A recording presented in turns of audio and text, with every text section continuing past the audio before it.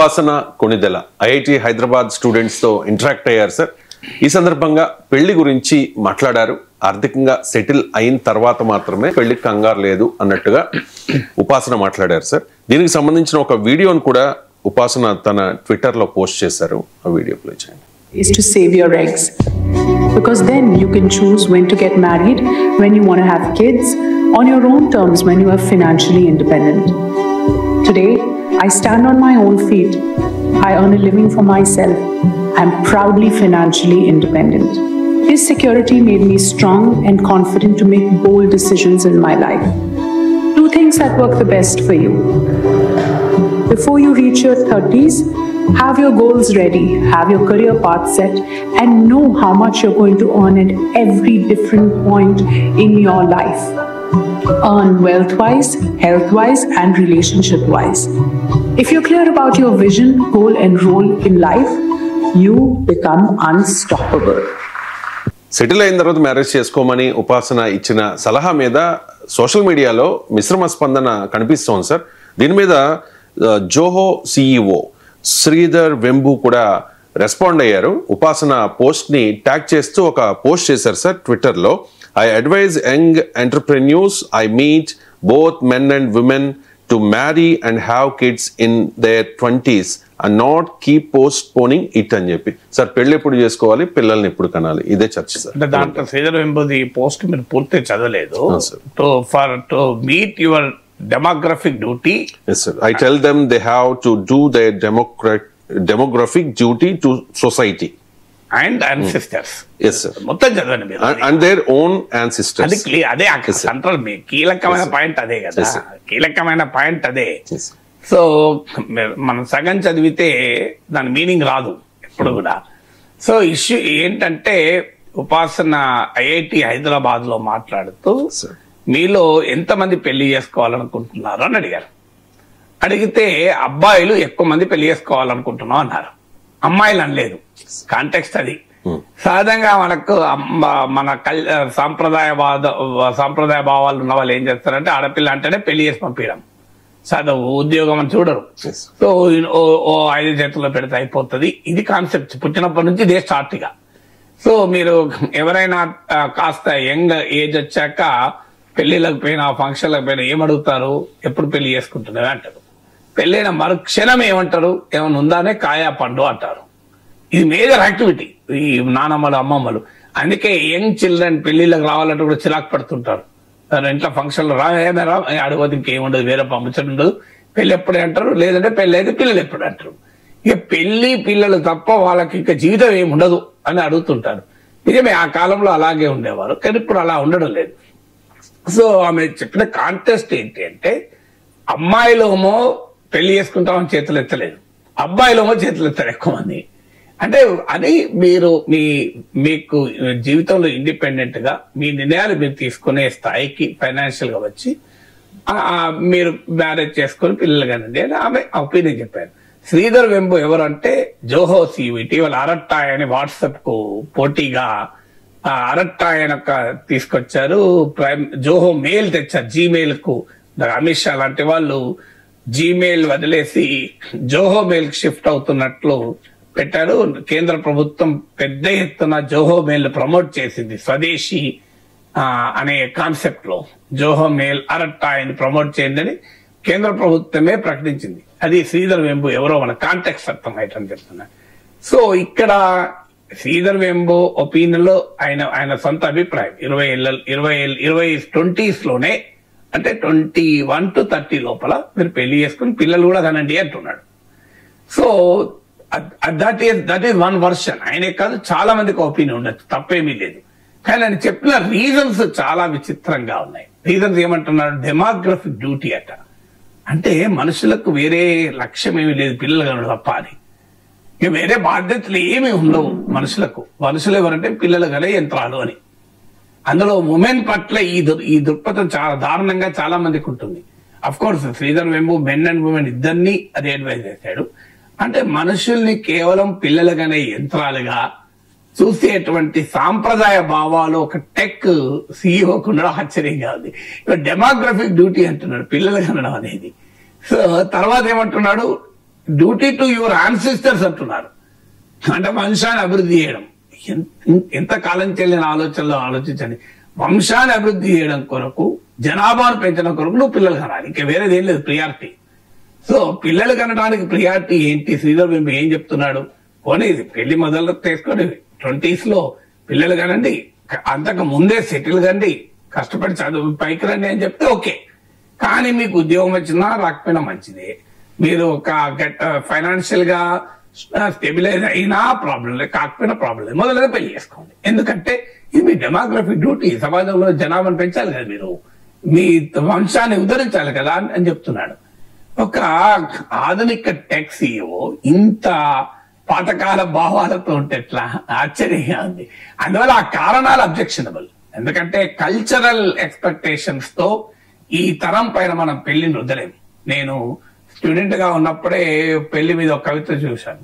పెళ్లి పెద్ద మనుషుల ప్రోద్బలం కారాదు, బంధు పరివారాల కుట్ర కారాదు, సమాధం వేసే శిక్ష కారాదు, పరిణతి చెందిన సహజీవనం కావాలి. సహజీవనం అంటే వేరే మీనింగ్ కాదు ఇక్కడ. వివాహం తర్వాత సహజీవనం అని చెప్పేది.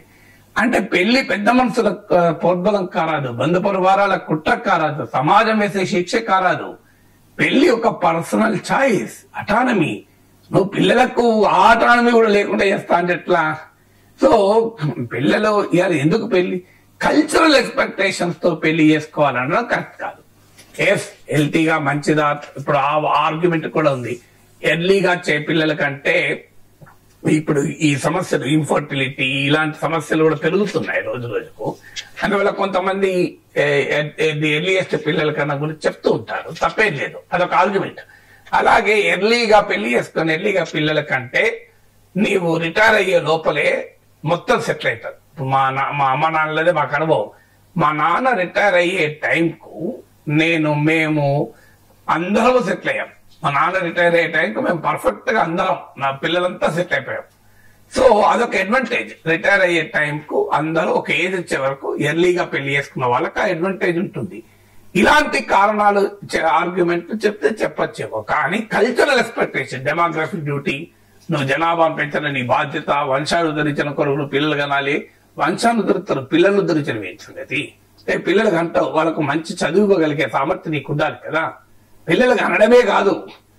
ఇప్పుడు శ్రీధర్ వెంబు గారి ప్రశ్న ఏంటంటే, అయ్యా పిల్లలు కంటారు, ఆ పిల్లలకి మంచి ఫుడ్, మంచి ఆట బొమ్మలు, ఏమైనా మంచి ఎన్విరాన్మెంట్, మంచి చదువు ఇవ్వగలగాలి కదా. ఇచ్చే సామర్థ్యమే లేనప్పుడు పిల్లలు ఏం చేస్తారు? నీతో పాటు పిల్లలు కూడా సఫర్ చేయడం కదా. సో నీ నెక్స్ట్ జనరేషన్ సఫర్ చేయించాలి, వాళ్ళు చదువు చెప్పాల్సిన అవసరం లేదా? ఇప్పుడు నాకు చాలని ఉద్యోగం ఉంది, అసలు నాకు ఇంకా జాబే రాలే, అన్ఎంప్లాయిడ్ గా ఉన్న 26 years. Sridhar Vembu cultural expectation, demographic duty కొరకు, వంశాన్ని ఉద్ధరించిన కొరకు పెళ్లి చేసుకుంటా. 26 ఏళ్ళు వచ్చినాయి, ఉద్యోగం లేదు, ఎవరు పోషించాలి? అయ్యమ్మ పోషిస్తారా? లాజిక్ చెప్పాలి. అందువల్ల కల్చరల్ ఎక్స్పెక్టేషన్స్ తో పెళ్లి రుద్దడం కరెక్ట్ కాదు.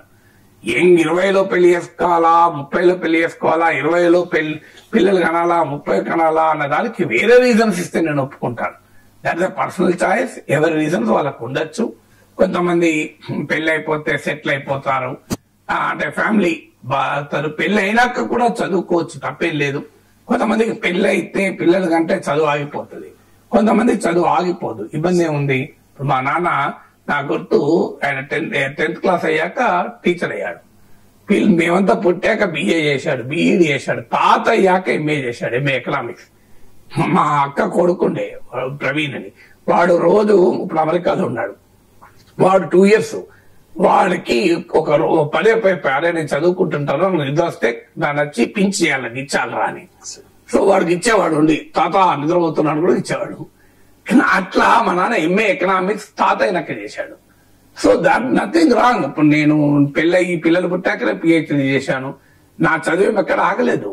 అందువల్ల అందరి విషయంలో చదువు ఆగిపోతుంది, పిల్లలు కాదు. కొన్ని సందర్భాల్లో పెళ్లి వల్ల కంపానియన్షిప్ పెరుగుతుంది, సమస్యలను ఎదుర్కొనే ధైర్యం పెరుగుతుంది. ఒక లైఫ్ పార్ట్నర్, నీ కష్టాల్లో నీ బాధల్లో సలహాలు ఇచ్చేటువంటి ఒక లైఫ్ పార్ట్నర్ దొరుకుతారు, అదొక angle. But that is all personal, how do you take it అని.